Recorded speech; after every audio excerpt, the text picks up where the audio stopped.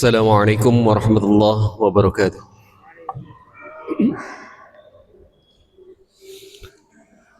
Innal hamdalillah nahmaduhu wa nasta'inuhu wa nastaghfiruh wa na'udzu billahi min syururi anfusina wa min sayyiati a'malina. May yahdihillahu fala mudilla lahu wa may yudlil fala hadiyalah.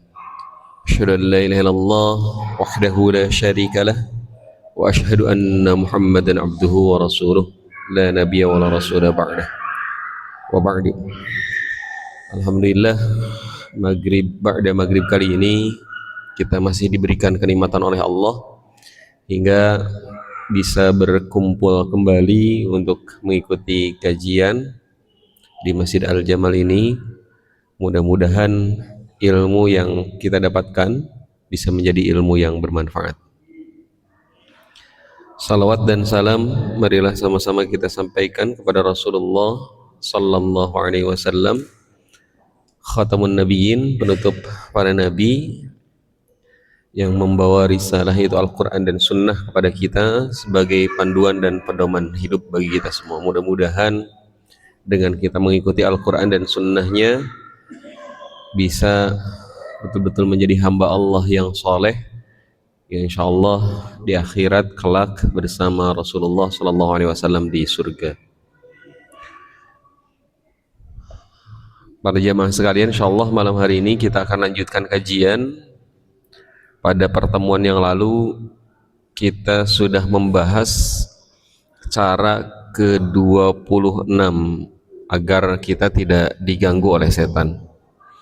Cara yang ke-26 itu yaitu meminta perlindungan kepada Allah ketika kita marah. Jadi sebisa mungkin kita usahakan diri kita ketika sedang dikuasai amarah, maka kendalikan amarah itu, jangan sampai dikeluarkan amarahnya, jangan sampai ditumpahkan amarahnya, apalagi sampai kita tidak terkendali amarah yang kita miliki itu.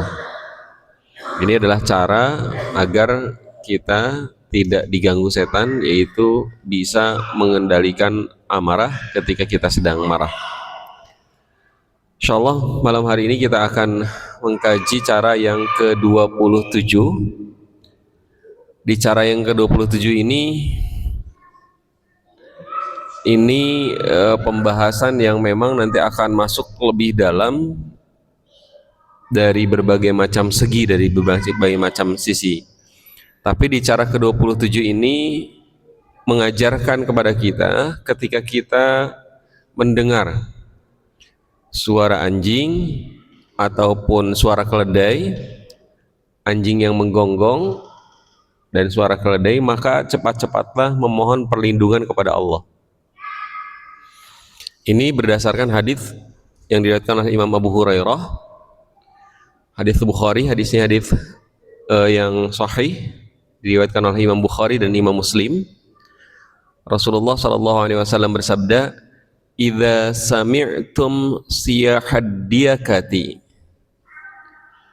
Kata Rasulullah, jika kalian mendengar ayam berkokok, siyahad diyakati, fas'alullaha min fadlihi, maka mintalah karunia dari Allah. Fa innaha ra'at malakan, karena ayam yang berkokok tersebut sesungguhnya ayam itu melihat malaikat. Wa idza sami'tum nahiqal himar, jika kalian mendengar suara keledai, fata'awwadzu billahi minasyaiton, maka cepat-cepatlah kalian membaca kalimat a'udzubillahi minasyaitonirrajim, berlindung kepada Allah. Fa innahu ra'a syaitanan, karena sesungguhnya keledai yang bersuara tersebut melihat setan.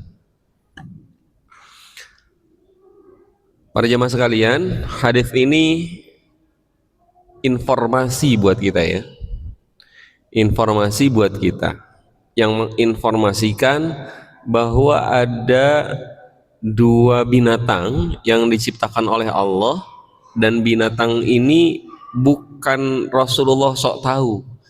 Seperti yang kita tahu, Rasulullah Shallallahu Alaihi Wasallam itu setiap ucapannya, wa ma yantiqu 'anil hawa in huwa illa wahyu yuha. Setiap ucapan yang diucapkan oleh Rasulullah itu adalah termasuk wahyu, bukan berdasarkan kesoktahuan, bukan berdasarkan hawa nafsu. Kadang-kadang kalau yang namanya wahyu itu di luar nalar, di luar logika, tidak bisa dimengerti oleh akal, tidak bisa difahami oleh pikiran. Informasi yang betul-betul disampaikan oleh Allah Subhanahu wa taala kepada Rasulullah sallallahu alaihi wasallam. Seperti hadis ini. Hadis ini tidak ada teknologi apapun, secanggih apapun saat ini yang bisa membuktikan hadis ini. Tidak ada sama sekali.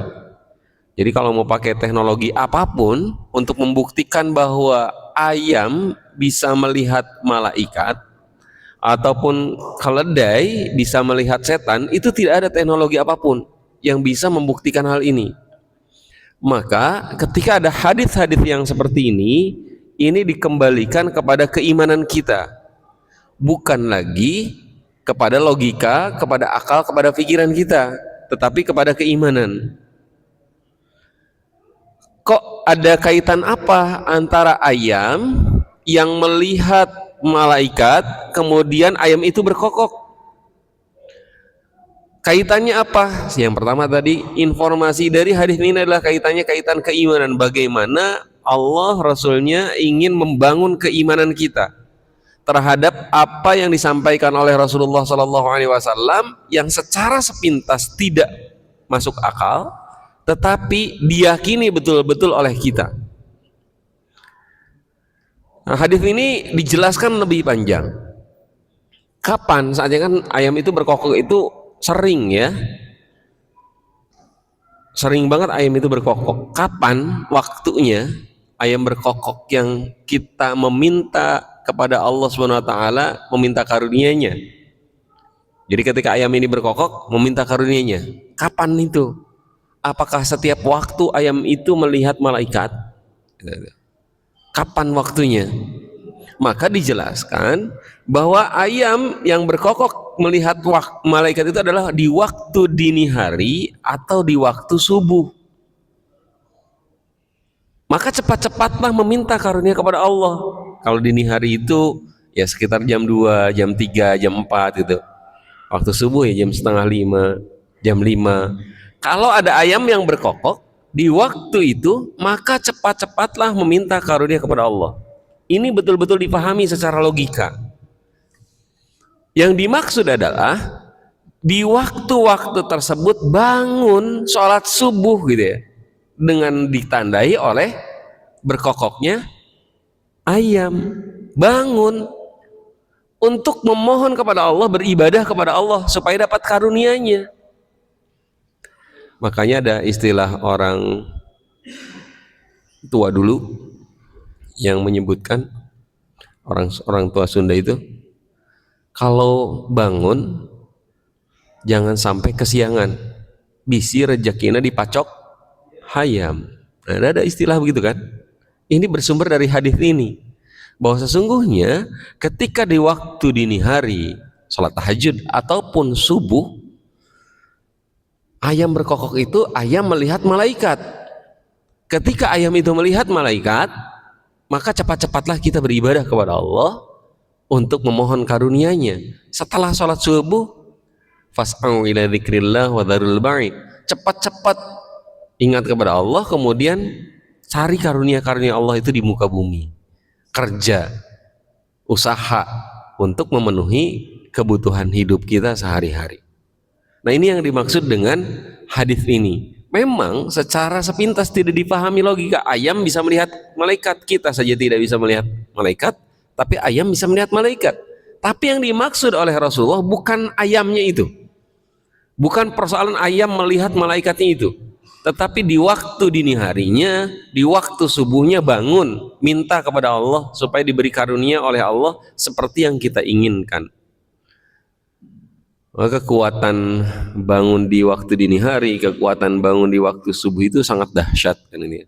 Maka tandanya, alarmnya dulu gitu ya, alarmnya sekarang kan udah punya alarm masing-masing adalah dengan kokoknya ayam. Tapi ada yang tahayul lagi, ini jangan dipercaya ya. Ada yang tahayul lagi dari suara kokok ayam itu. Kalau ada ayam berkokok antara jam 8 sampai dengan jam 1 malam katanya itu, maka di situ ada orang yang berzina. Jangan dipercaya itu tahayul gitu ya. Orang berzina bisa kapan aja, nggak harus dari jam 8 sampai jam 1 malam. Jadi ayam berkokok itu bisa kapan saja berkokoknya. Tetapi yang memang kita harus minta karunia dari Allah karena ayam itu melihat malaikat adalah di waktu-waktu tadi yang saya sebutkan. Yang kedua, melihat atau mendengar himar. Kalau himar keledai kita jarang karena tidak ada di kita ya. Tapi kalau suatu saat di negara lain kita mendengar himar bersuara, dan kata Allah SWT dalam Al-Quran, seburuk-buruk suara itu adalah sautul himar, suaranya keledai. Kenapa? Karena memang tidak enak didengar. Nah kalau yang ini juga di waktu malam. Nah sudah dua binatang yang disebutkan oleh Rasulullah SAW di dalam hadis ini. Yang pertama binatang ayam, yang ketika berkokok kita harus meminta karunia dari Allah. Yang kedua adalah himar, ketika bersuara maka kita harus memohon perlindungan kepada Allah dari godaan setan. Yang kedua, hadis yang diriwayatkan oleh Abu Dawud. Hadis ini adalah hadis yang hasan, jadi statusnya ada hasan, bukan hadis sahih, tetapi kalau hadis yang statusnya hasan itu bisa diamalkan.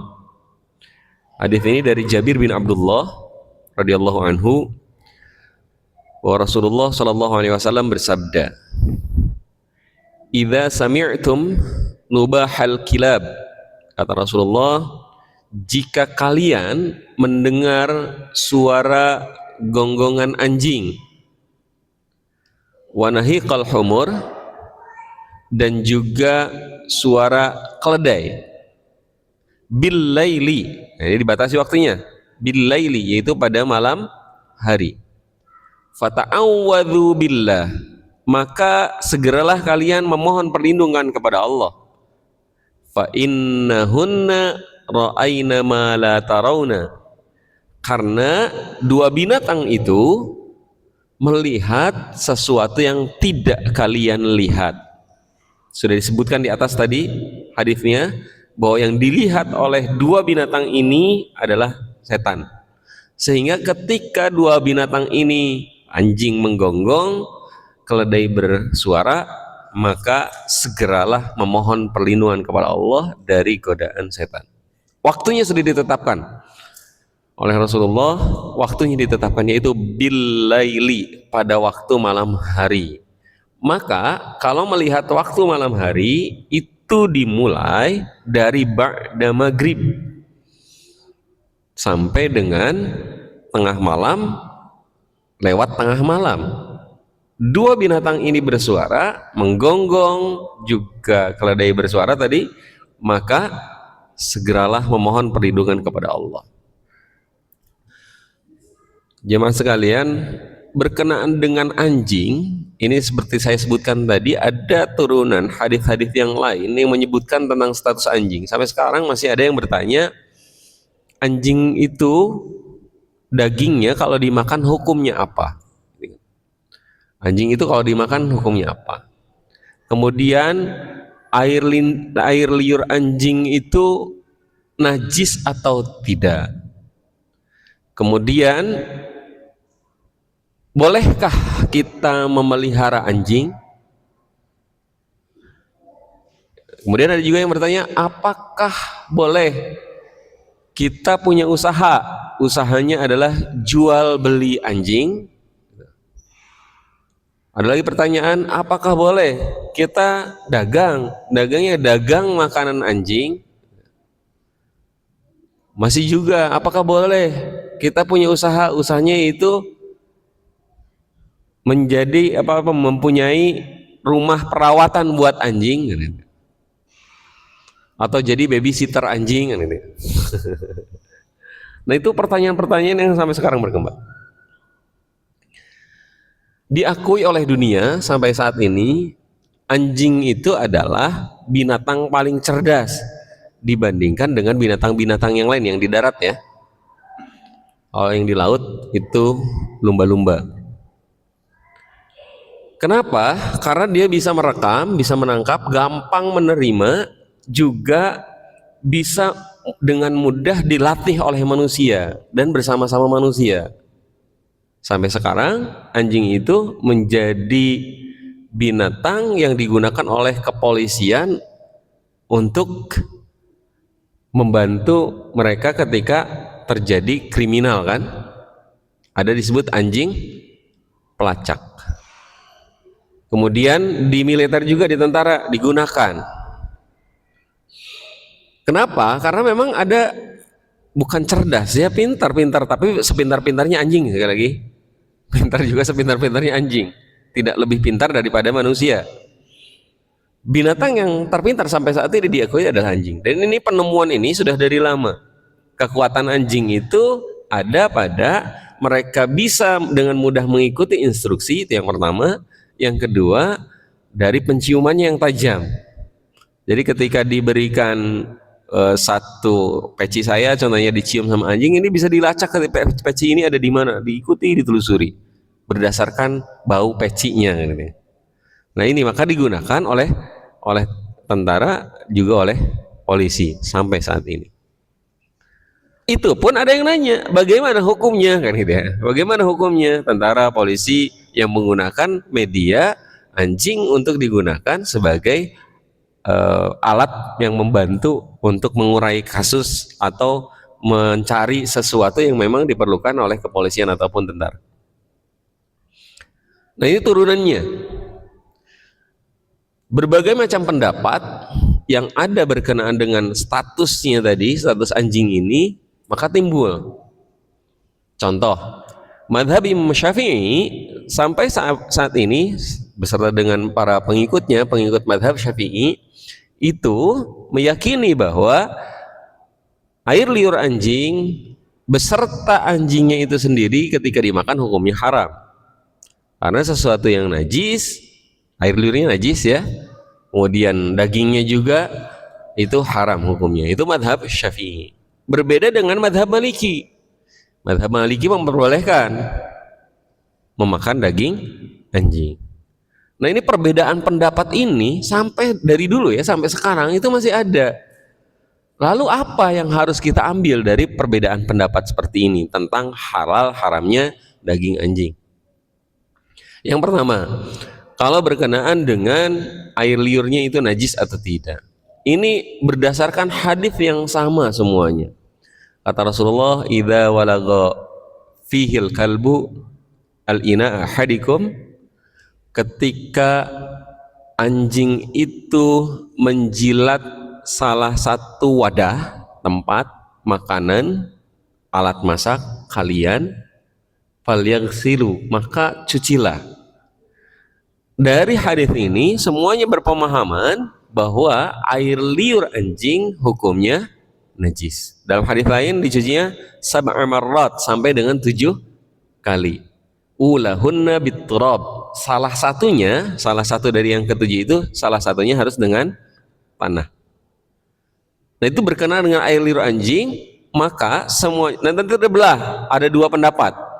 Pendapat yang pertama, air liur anjing itu hukumnya najis.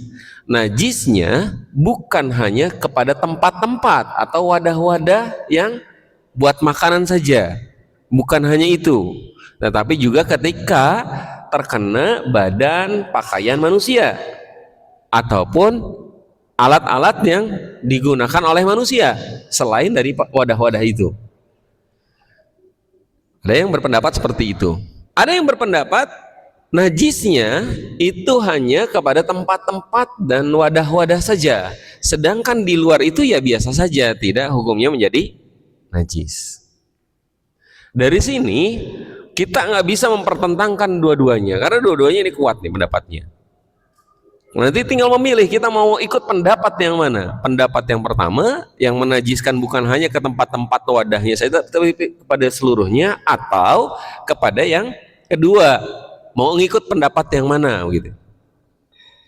Secara zahir hadis, sekali lagi secara zahir hadis menyebutkan bahwa yang najis itu adalah ketika menyentuh atau menjilat wadah-wadah tempat-tempat makanan, mau itu piring, mau itu alat masaknya seperti apa, kuali, panci alat masaknya kan gitu ya.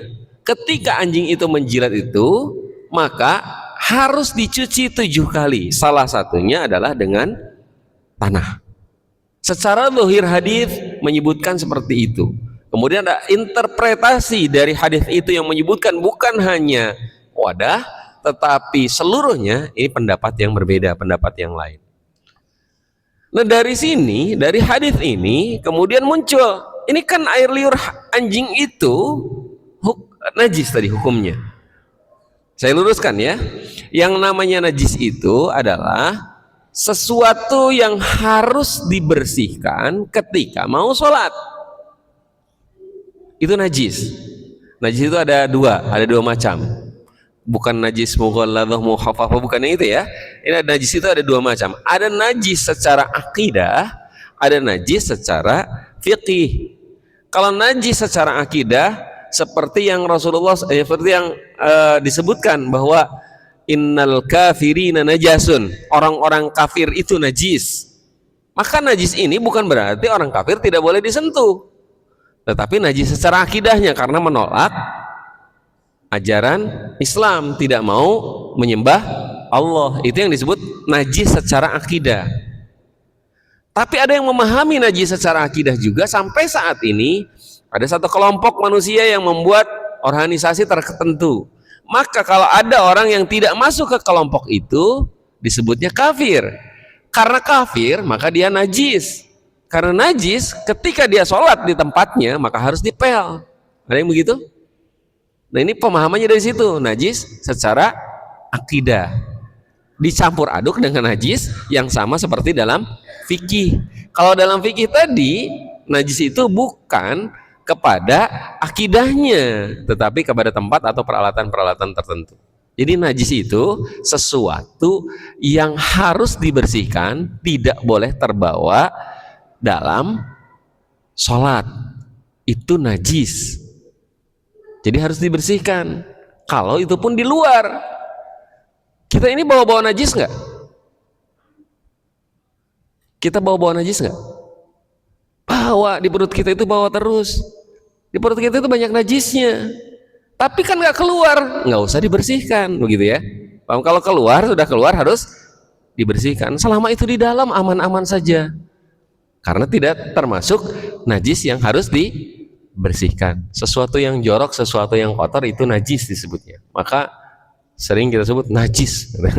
Karena kotor, jorok, nggak enak gitu dilihatnya.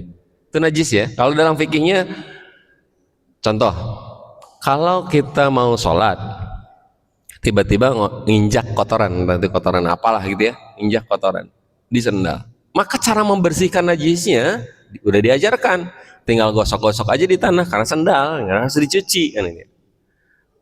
Kemudian kita mau sholat, baju kita karena najis, najisnya itu kotoran juga sama, atau air kencing kan gitu, air kencing, maka ada caranya harus dicuci. Beda dengan bayi yang masih menyusui, kata Rasulullah cara membersihkannya cukup di ciprat-ciprat saja. Kenapa kok seketat itu? Karena sholat itu tidak boleh bawa-bawa najis gitu ya. Harus bersih kan ini.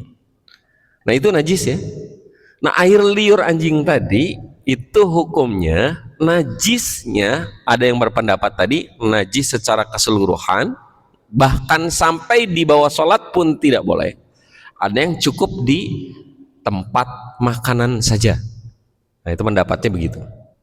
Dari sini muncullah pendapat baru bahwa karena air liur anjing itu hukumnya najis, maka dagingnya pun menjadi haram. Berarti kalau ada orang yang memakan daging anjing, dia akan masuk neraka karena akan disiksa. Kalau tidak makan, maka dia dapat pahala. Kalau haram itu implikasinya seperti itu. Kenapa? Karena awalnya dari air liur ini. Tapi kemudian ada juga yang berpendapat bukan hanya karena air liur. Anjing itu, nah ini nanti ada dua. Anjing itu ada dua macam. Ada anjing peliharaan, ada anjing yang liar. Anjing liar itu seperti serigala, ya kan, ada anjing yang di hutan-hutan, atau itu ada anjing liar. Dalam Al-Quran disebutkan kullu dzi siba'in, setiap yang memiliki taring dari binatang liar, haramun, itu adalah hukumnya haram. Karena anjing ini memiliki taring, maka hukumnya haram. Bingung kan kalau tentang fikih seperti ini, banyak banget pendapatnya kan ya. Maka kesimpulan yang saya dapat dari seluruh yang dibaca tentang hukumnya halal haramnya daging anjing kan ya, tadi banyak, tapi saya berpikir secara logis gini, ngapain juga makan daging anjing kan ya? Apakah tidak ada daging-daging yang lain kan ya? Hindari saja, apa sih manfaatnya kan itu? Apalagi kalau cara membunuhnya anjing itu dengan cara tidak halal, kan banyaknya dibunuhnya anjing itu bukan dengan cara disembelih kalau mau makan daging anjing itu, karena ada sesuatu kenikmatan ketika anjing itu dibunuh dalam kondisi tidak disembelih. Jadi dibunuhnya itu harus dimasukin ke karung, dipukulin kepalanya ataupun badannya sampai mati itu anjing. Darahnya tidak keluar. Kalau darahnya tidak keluar, maka dagingnya lebih enak katanya. Itu cara membunuh anjingnya. Wah, itu caranya juga sudah haram, gitu ya. Kalau caranya begitu, tidak disembelih, kan harusnya disembelih. Ya ngapain lah makan daging anjing? Dari sekian ribut-ribut madhab tentang hukumnya makan daging anjing, itu perbedaan pendapat. Semuanya pun ketika didasari dengan dalil yang jelas, dalil-dalil yang sahih, maka itu bisa menjadi patokan. Ya, pendapat-pendapatnya muncul. Tapi saya berpikir ngapain juga makan daging anjing? Masih ada daging ayam, masih ada daging sapi, masih ada daging kambing, masih ada ikan dan lain sebagainya. Daging-dagingan itu masih banyak yang lebih bermanfaat daripada daging anjing. Lalu kemudian kalau hukum memeliharanya bagaimana? Ada hadis yang jelas tentang itu. Yang yang menghukumi keharamannya. Naha Rasulullah sallallahu alaihi wasallam. Rasulullah sallallahu alaihi wasallam itu melarang seseorang memelihara anjing dengan tujuan selain. Jadi yang dibolehkan ini tujuannya yang pertama adalah menjaga rumah. Jadi anjingnya itu sebagai anjing penjaga. Yang kedua, penjaga binatang. Maka dulu di zaman Rasulullah yang menggembala itu supaya tidak diganggu oleh binatang yang lain, binatang gembalanya itu dilindungi, dijaga oleh anjing. Yang ketiga, penjaga tanaman. Nah, kalau tujuannya selain daripada ini, hukumnya haram. Nah, kepolisian dan tentara itu masuk ke dalam ini. Penjaga juga, pelacak juga, pembantu gitu ya. Maka dari sekian jenis anjing, kan anjing itu macam-macam jenisnya. Ada anjing anjing pudel ya kan, ada anjing labrador, macam-macam lah. Saya juga aneh-aneh namanya gitu ya. yang jelek itu anjing kurap. Dari sekian macam, ada yang suka memelihara anjing, banyak. Bahkan kalau di Eropa, Amerika, Cina sekarang, orang-orang yang sudah sepuh-sepuh yang tinggal di rumah itu karena anak-anaknya kerja atau dia sendirian, istrinya, suaminya sudah meninggal, dia sudah menjadi duda ataupun janda, maka yang bisa menemani kesehariannya adalah anjing. Sehingga penjualan anjing di sana itu tinggi. Karena yang setia nemenin itu adalah anjing. Sehingga ketika pembuatan robot ya, Yang pertama kali dibuat robot itu adalah anjing, robot anjing. Supaya apa? Supaya bisa nemenin manusia yang sudah tadi sudah tidak lagi ada teman yang sembayanya yang bisa menemani untuk ngobrol. Anak-anaknya udah nggak tahu di mana gitu ya. Sehingga kesepian butuh teman. Nah, temannya ini adalah anjing. Itu sangat jadi favorit dengan berbagai macam eh, jenis anjing yang memang dipelihara itu. Lalu bagaimana yang seperti itu? Balik lagi ke yang tadi ya. Kalau tujuannya untuk menjaga itu boleh. Tapi kalau sampai diciumin dan lain sebagainya itu, nah ini yang memang menjadi hal yang masih sampai sekarang oleh kalangan kaum muslimin itu menjadi sesuatu yang diharamkan dengan hadis yang bersumber tadi. Termasuk juga hukum jual beli anjing. Kalau makanannya gimana tadi? Nah ini nanti akan nyambung lagi ya. Hukum jual beli anjingnya. Karena anjing itu faktanya di kita bukan hanya sebagai penjaga, tapi jadi teman, tapi jadi alat juga untuk berburu. Ya kan anjing itu faktanya begitu ya.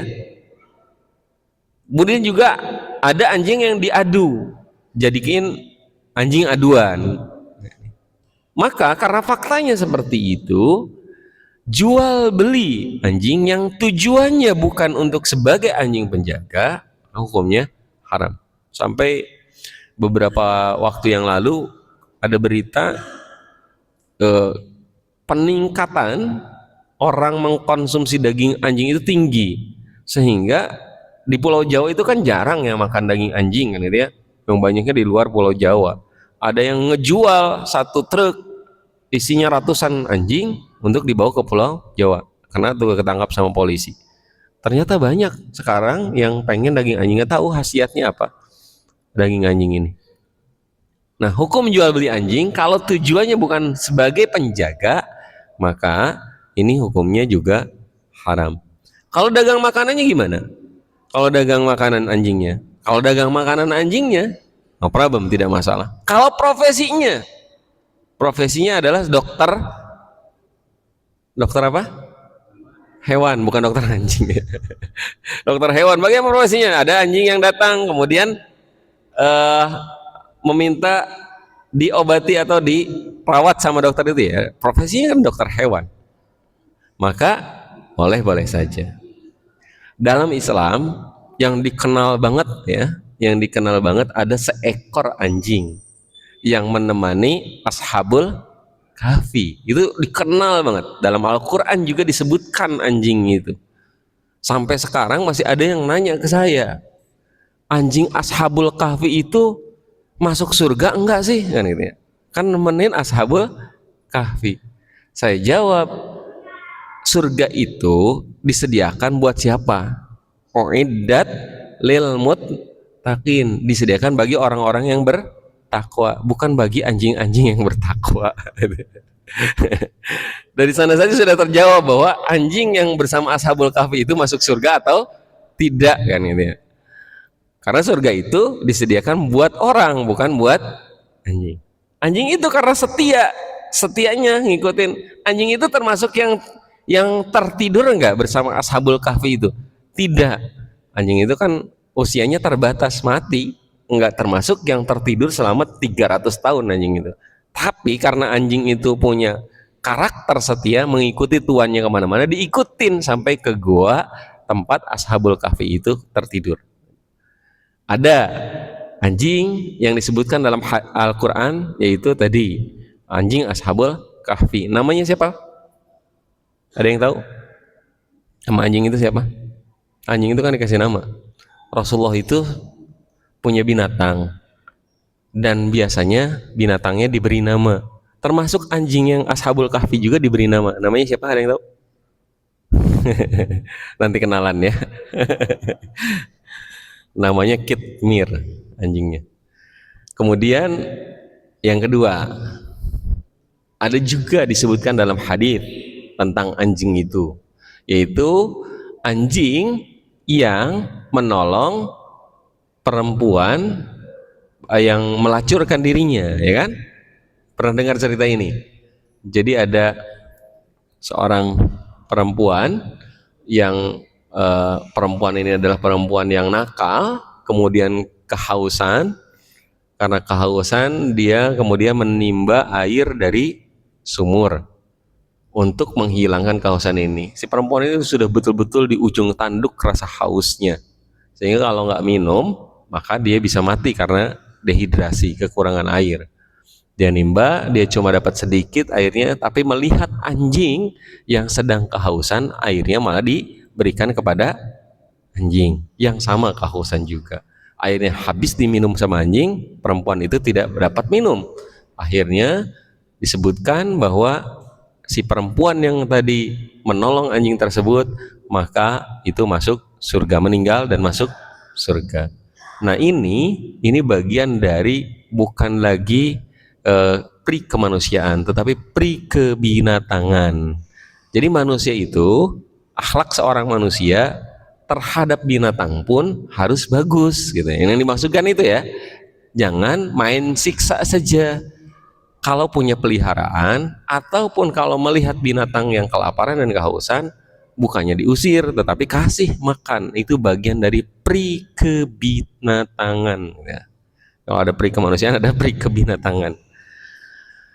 Ada kan perempuan yang sangat taat, yang sangat soleh, ibadahnya rajin, tetapi kemudian diancam masuk neraka oleh Rasulullah. Kenapa? Karena punya kucing, tetapi kucingnya tidak dikasih makan, tidak punya rasa kepribinatangan. Rasulullah SAW itu lebih suka memelihara binatang seperti kucing. Ada Abu Hurairah namanya yang suka kucing, dibandingkan dengan anjing dan lain-lain. Karena tadi ada batasan-batasan. Nah, jamaah sekalian, itulah perbedaan-perbedaan paham berkenaan dengan anjing. Mudah-mudahan bisa kita pahami ya, bisa kita pahami. Untuk berkenaan dengan air liur yang tadi, air liur anjing apakah halal, najis atau tidak, terbawa sholat dan lain sebagainya, ada dua pendapat tadi. Silahkan mau menggunakan pendapat yang mana. Kalau dulu nih, cerita di Al-Jamaah kan dulu sebelum tertutup ini di masjid yang lama suka ada anjing juga yang masuk kan gitu ya. Saya bilang bersihin bekasnya. Karena ada saudara-saudara kita yang memahami bahwa najisnya itu hukumnya, ini air liur itu hukumnya najis. Dan memang menjijikkan juga sih sebetulnya, bukan hanya najis. Kita balik lagi ke hadis yang tadi, bahwa ketika mendengar suara gonggongan anjing dan juga suara himar, billaili, ingat ya, di malam hari. Di malam hari tiba-tiba ada anjing yang menggonggong, maka fata'awwadhu billah, segera memohon perlindungan kepada Allah. Kok bisa mereka bisa melihat sesuatu yang tidak dilihat oleh kita, yaitu setan dari golongan jin? Kenapa mereka bisa begitu? Karena mereka diberikan kelebihan oleh Allah seperti itu. Binatang-binatang itu, tapi tidak seluruh binatang ya. Sekali lagi, tidak seluruh binatang. Seperti anjing, keledai, kemudian juga kuda contohnya. Kuda itu diberikan kelebihan bisa mendengar, bisa mengetahui orang yang disiksa di alam kubur. Itu kuda. Kemudian binatang yang lain juga, kata Rasulullah, kalau kalian mendengar orang yang disiksa di alam kubur, bukan di dalam kubur ya, di alam kubur, maka kalian akan pingsan, nggak kuat. Tetapi binatang-binatang itu mereka tahu bagaimana orang yang tersiksanya di alam kubur. Jadi ada beberapa binatang yang diberikan kelebihan oleh Allah untuk mengetahui hal itu, untuk bisa mendengar, mendengar hal itu, bisa melihat hal itu. Tetapi kita tidak diberikan itu karena kita nggak akan kuat. Balik lagi, karena kita nggak akan kuat. Kita tidak bisa melihat setan, kita tidak bisa mendengar orang yang disiksa di dalam kubur karena kita tidak akan kuat ketika kita melihat. Karena kita tidak akan kuat ketika kita mendengar. Maka dibatasi oleh Allah penglihatan dan pendengaran kita. Tidak sama seperti anjing, keledai dan ayam tadi. Bisa melihat malaikat ayam kan gitu ya. Tapi kalau kita diberikan kelebihan yang sama seperti binatang, tiga binatang itu, maka yang terjadi kita tidak akan kuat. Saya sampaikan ketidakkuatannya. Jangankan kita ya, Rasulullah Shallallahu Alaihi Wasallam ketika menerima wahyu yang kedua itu dalam kondisi sedang jalan. Jadi Rasulullah itu dalam kondisi sedang jalan kaki, tiba-tiba melihat ada sesosok makhluk duduk, tapi duduknya itu di atas kursinya itu di antara langit dan bumi, berarti terbang duduknya. Lagi jalan, tiba-tiba ngelihat ada makhluk yang duduk di atas kursi, terbang duduknya. Rasulullah pada waktu itu langsung lari, langsung balik ke rumah. Sesampainya di rumah, kemudian Rasulullah berkata, zammiluni, zammiluni, selimuti aku. Langsung menggigil, demam Rasulullah karena melihat makhluk itu. Disebutkan dalam hadis bahwa makhluk itu adalah malaikat, yaitu malaikat Jibril yang mau memberikan wahyu kepada Rasulullah. Setelah itu dapat wahyu Quran surat Al-Muzammil, ya ayyuhal muzammil qumil laila illa qalila nisfahu aw inqus minhu qalila aw zid alaihi warattilil qur'ana tartila. Ini bukti, jangankan kita, Rasulullah SAW melihat malaikat Jibril pada waktu itu langsung menggigil, ketakutan, minta diselimutin, apalagi kita. Itu ya ukurannya. Saya pernah cerita juga tentang Abu Hurairah yang menangkap jin, tetapi jinnya itu menyerupai manusia. Kenapa jinnya tidak menyerupai langsung jin, tidak memperlihatkan dirinya sebagai jin? Karena tidak akan kuat Abu Hurairah melihatnya, sehingga jin yang ditangkap itu adalah jin yang menyerupai manusia. Nah, begitulah gambarannya. Kenapa kita tidak diberikan kekuatan untuk bisa mendengar, untuk bisa melihat makhluk-makhluk itu? Karena kita tidak akan kuat mendengar dan melihatnya. Sudah adzan ya? Baik, kita simpulkan saja untuk pertemuan kali ini. Untuk pertemuan yang untuk cara yang ke-27 agar kita tidak diganggu setan. Ketika kita mendengar ayam berkokok tadi, maka kita harus cepat-cepat memohon karunia kepada Allah. Artinya harus bangun di waktu dini hari untuk sholat tahajud dan bangun subuh. Tujuannya itu. Tapi ketika kita mendengar suara gonggongan anjing ataupun suara keledai di malam hari, maka cepat-cepatlah berlindung kepada Allah, karena sesungguhnya dua binatang ini yang menggonggong dan bersuara itu mereka melihat setan, supaya kita tidak diganggu juga oleh setan. Mudah-mudahan ilmu yang didapat pada malam hari ini bisa bermanfaat, khususnya untuk saya pribadi dan umumnya bagi para hadirin sekalian. Saya tutup dengan doa, Rabbana atina fid dunya hasanah wa fil akhirati hasanah wa qina adzabannar. Assalamualaikum warahmatullahi wabarakatuh.